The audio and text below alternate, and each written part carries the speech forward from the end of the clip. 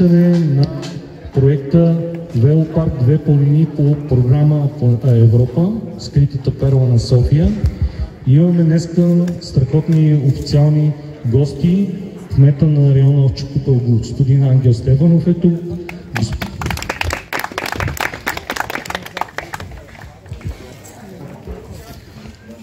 Госпожа Екатерина Йорданова, председател на самата програма Европа. Изключително сме благодарни, че и тя ни е уважила, единствената дама от официалните лица.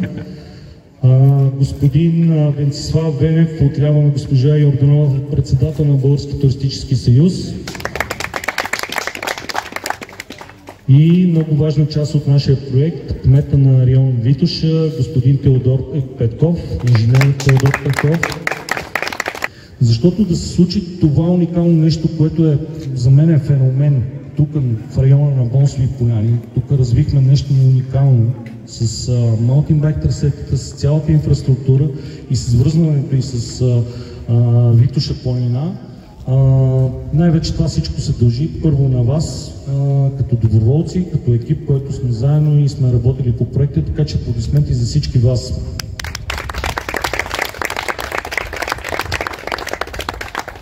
И разбира се, каквото и да си говорим, за да се случи нещо както трябва и да се случи по най-добрия начин, за това нещо трябва да има най-добрите експерти. Затова тук до официалните лица ще помоля да дойдат господин Добромир Добрев и Любомир Тошаров.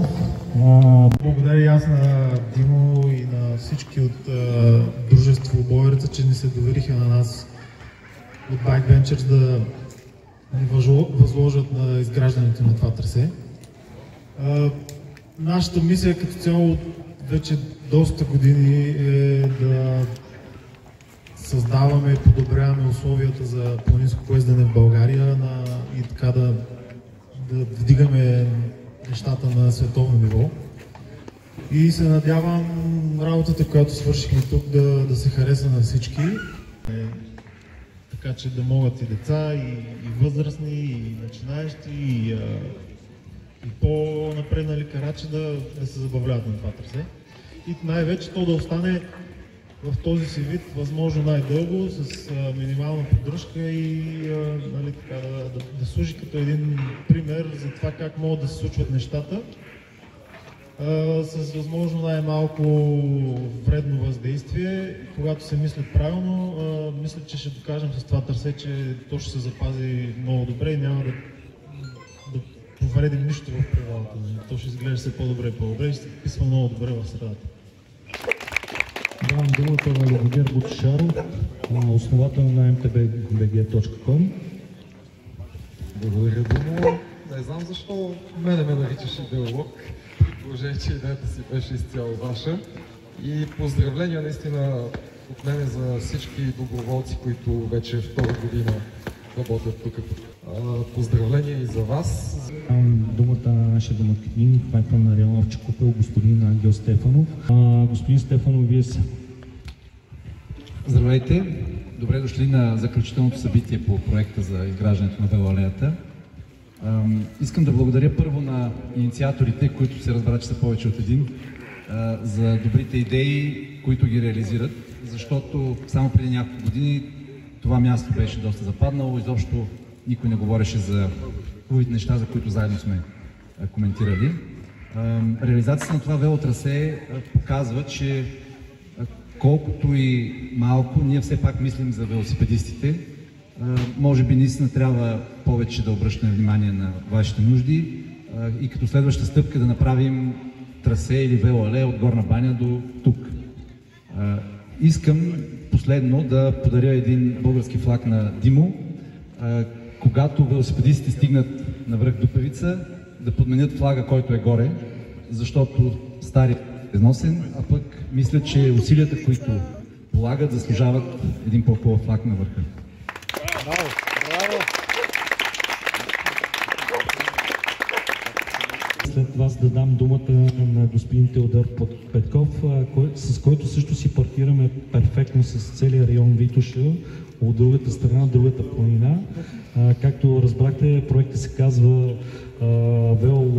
Велопарк двете планини, скритата перла на София. Не случайно направихме една взаимовръзка между трасетата между Люлин планина и Витоша и наистина същото съдействие, както получаваме тук в района в Чекупа, го получаваме и в района Витоша, така че господин Петков, заповядайте. Благодаря, здравейте и от мен. Поздравления за всички, естествено на Боерица най-вече. Както се видя, това е един проект, в който има много хора са участвали, много труд. И то главно доброволен, доколкото чувам. Естествено, ние също, нашата планина е по-голяма от Чекупел. Имаме традиции в това нещо. Радвам се, че и другите райони виждат смисъл в това нещо и може заедно да правим нещо като съседни райони. Поздравления и успех на всички и се надявам да реализираме и други проекти. Благодаря ви. Давам думата на председателя на Български туристически съюз, господин Венцислав Венев. Здравейте всички. Първо, искам да поздравя всички байкари, уважаеми байкари, уважаеми почитатели на природата, уважаеми официални лица около мене. Много се радвам, че присъствам на поредното събитие, където почитателите на нашите спортове и на туризма в България имат възможността да открием перлата на София, макар и все още скрита. Надявам се с участието на всички вас да успеем да направим много такива перли и не само да ги крием, а да ги покажем на обществото. И както в момента сме в планините, между другото няма да си мерим планините, надявам се, защото при нас са доста повече и доста по-големи. Ако можем така да сложим едно начало, малко по малко да слизаме от планините, все по-към градовете, защото бъдещето на транспорта, особено в София, се надявам едно участие да бъдат велосипедистите. Така че вие сте хората, които покарвате тези пътища, за сега все още по планините. Поздравявам Димо и туристическо дружество Боерица, които са член на нашия Български туристически съюз, с това, което правят и се надявам да имаме възможността много такива инициативи. Поздравявам ви и на добър час! Благодаря на Венци. Сега ще дам думата на единствената дама от официалните лица, но може би най-важният човек за изпълнението на този проект. Всъщност председателя на програма Европа, госпожа Екатерина Йорданова. Заповядайте, думата е ваша. Много ви благодаря. Първо, здравейте всички. За мен е огромно удоволствие да съм тук с вас и да имаме възможност да се насладиме на тази даденост ни от Бога, на чистия въздух и хубавото време. Намирам и това хубаво време като един знак, че наистина Бог е с нас и това, което правим заедно, го правим за всички и го правим по най-добрия начин. Като председател на програмния съвет на програма Европа, за мен наистина е голямо удоволствие да виждам реализацията на подобен проект, защото това беше една моя идея и всъщност четвърта приоритетна ос на тази програма. Програмата я провеждаме тази година за 15-та поредна година. От 2 години съществува тази приоритетна ос, която насърчава туризма. И всъщност този проект е доказателство, че ние сме на прав път и вярвам, че изпълнението и реализацията на проекти като вашия ще помогне в следващия мандат наистина да се преборим и да защитим както повече средства, така и повече възможности за подобни проекти. При допълнителната стойност на този проект виждам аз, че е изключително голяма, защото основната цел на програма Европа е да насърчава партньорството между местната власт и гражданското общество. И тук ние виждаме точно това и го виждаме не само като партньорство между една организация, един район или една институция, а виждаме 2 района, виждаме 2 неправителствени организации.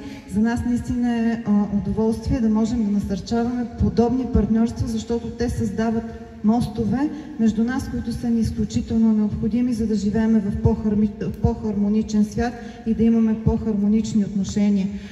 Освен, че вие тук ще направите нещо, което е много полезно за хората, които използват точно този вид спорт и които упражняват този спорт, По този начин вие разкривате една допълнителна възможност както за софиянци, така и за гостите на града, защото това са алтернативни форми на туризъм, които наистина би трябвало много повече да застъпваме, да насърчаваме. Благодаря ви отново за това, че реализирахте този проект. Вярвам, че в следващата година ще продължите и ще генерирате нови идеи, които ще заслужава да бъдат подкрепени.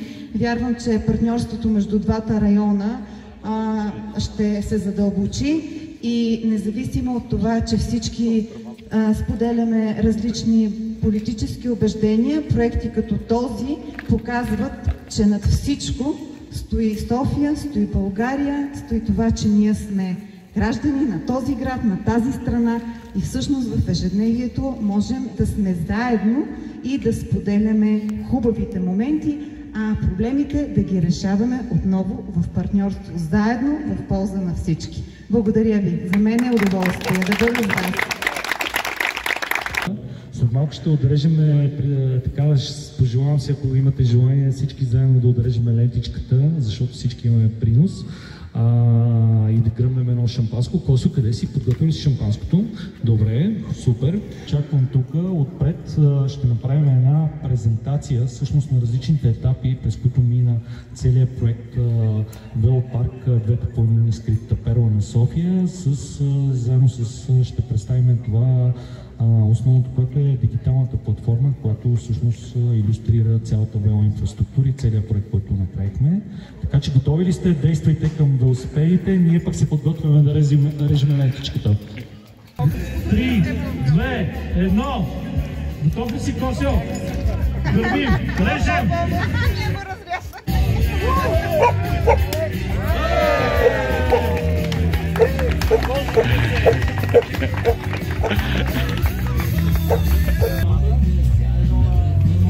Електробайковете са.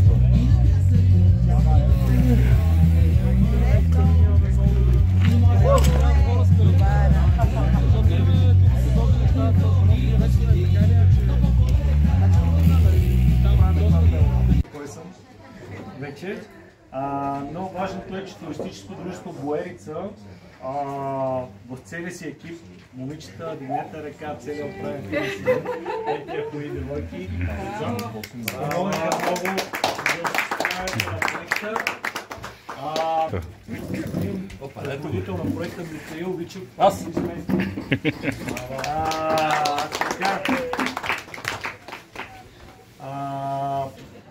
И така, какво представлява проект и какви цели си поставихме всъщност? Всъщност, идеята на проекта е да направим няколко важни стъпки към подобряването на туристическата велоинфраструктура в София, в района на София и то най-вече в северо-западния дял на Витоша и всъщност по-скоро юго-източния на Люлин планина, като навържем една цялостна инфраструктура от велотрасета и всъщност направим така, че да деполяризираме нещата от всичко, което се случва на, знаете, трафика на Алеко, на Златните мостове, всичко е съсредоточено основно там в планината Витоша. Много малко софиянци знаят всъщност за тези западни, северозападни склонове на Витоша и всъщност югоизточните склонове на Люлин планина. А всъщност тук има много потенциал да се развива маунтинбайк. Така че основните цели са били, които сме си заложили още в началото на проекта, е да развиваме тази част на София, която всъщност преди това не е била развита. Разбира се, това трябва да се направи по европейски и български стандарти относно маркировка, относно самата инфраструктура. Старали сме се да го направим. Много важно е, разбира се, това, че направихме и дигитализация на всичко, което сме осъществили под формата на реален труд на терен. Една уникална онлайн платформа. Криси, после ще я презентираш ти, защото все пак си основен изпълнител. Това, което е в основата на проекта Велопарк, двете планини, скритата перма на София, всъщност е взаимовръзката между тези трасета. Всъщност ние направихме така, че освен да дигитализираме, извинете нашите учители, те се радват на хубавото каране днес. Имат право да се радват, защото откопаха доста. Но мисълта ми е такава, че направихме наистина една взаимовръзка между двете планини, Витоша и Люлин планина. Нещо, което смятам, че е много полезно за София и за туризма, както вътрешния в страната, в София, така и за външния туризъм, евентуално чужденци, които ще идват. По-късно ще ви презентирам самия сайт. Той освен и самата дигитална платформа, освен че е на български, той е и на английски, с идеята, че наистина в България може да се осъществява този тип туризъм. Да, основен инициатор и организатор на целия проект сме ние, туристическо дружество Боерица. Искам малко да разкажа за нас, защото много малка част, всъщност една част само от това, което правим е събитията и Mountain Bike спортовете. Всъщност ние сме едно сдружение с нестопанска цел в обществена полза. Стараем се да правим всичко, което правим на доброволни начала в полза на обществото. Имаме изключително много доброволчески акции, които организираме. Поддържаме няколко пътеки, установили сме няколко пътеки на Витоша. От 2 години и половина отговаряме за тази част на Люлин планина, за туристическата инфраструктура, не само за велоинфраструктурата, а и за пешеходната инфраструктура. Всичко е направено нагоре по стандарт, маркировка, табели. Жалко, че Венци Велев още някъде загубен по трасетата нагоре, но направим всичко по стандарт, както трябва. Организатори сме на най-голямото изцяло отборно състезание по планинско бягане, което е със социален характер, казва се Постъпките на Леко с приятел. Изключително мащабно събитие, случи се преди около 2 седмици. Всъщност не случайно се казва Постъпките на Леко с приятел, защото ние следваме стъпките на Леко Константинов и неговия приятел Никола Тинтилов, които за първи път се качили на Черни бряг, от Железница през Черни бряг и са слезли в Владая. По този начин е направено дългото трасе на нашето състезание, което е изцяло в отборен формат. Добромир Добрев от Bike Ventures, проектант, главен проектант на велотрасе и на много други в България. И не само в България. Наистина този човек, повярвайте ми, има огромен международен опит и всичко, което правим е по най-добрия световен стандарт. Не се шегувам, абсолютно сериозен съм. На този семинар Добри изнесе невероятна презентация. Наистина на световно ниво. Той беше практически семинар. Освен теоретичната обосновка, имахме и практическа част нагоре в планината. Но повярвайте ми, горд съм и съм щастлив, че познавам хора като Добри, които наистина са визионери в това, което правиме в сферата на маунтинбайка. Обаче Добри ползва едни сложни математически формули с едни радиуси на заводи и така нататък. За да се случи всичко това, то е научно обосновано.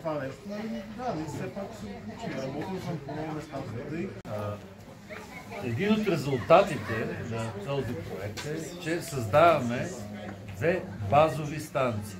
Едната е в район Витоша, хижа Планинец, и другата е тук на хижа Бонсови поляни, които ще бъдат изходни точки и притегателен център за маунтинбайка. Не само за тях, а и за всякакъв вид заинтересовани от планините туристи. И това е благодарение на този проект. Иначе нямаше да се случи това. Ние искаме да го развиваме.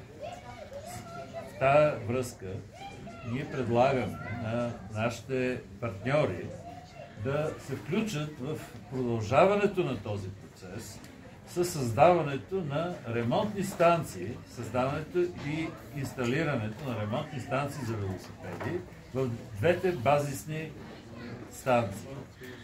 Тук и на хижа Планина. Задължението го влекат на някъде. много приятно наистина, но както каза и Майк, се ангажирам да поставим две такива станции, едната на Планинец и другата на Бояна при велочешмата, която сме направили заедно с Велораптор.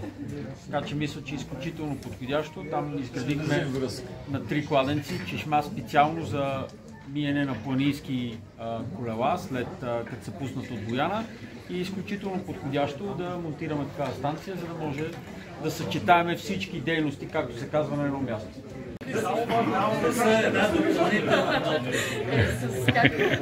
През цялото време нашия екип беше в комуникация с... Мислите ли, че хубавите пътеки за планинско колоездене не става така. Положат много усилия с правилно признание. Затова организирахме първия в България семинар за устойчиво изграждане на пътеки за планинско колоездене с основен лектор и обучар Добромир Добрев.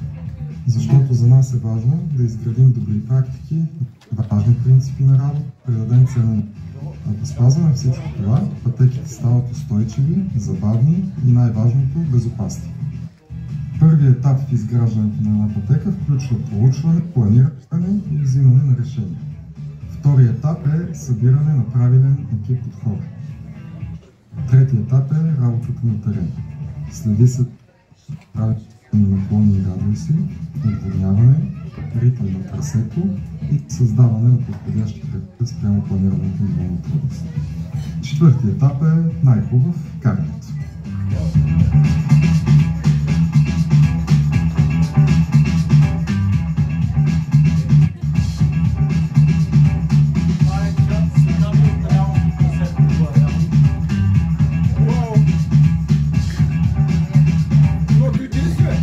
Так ли?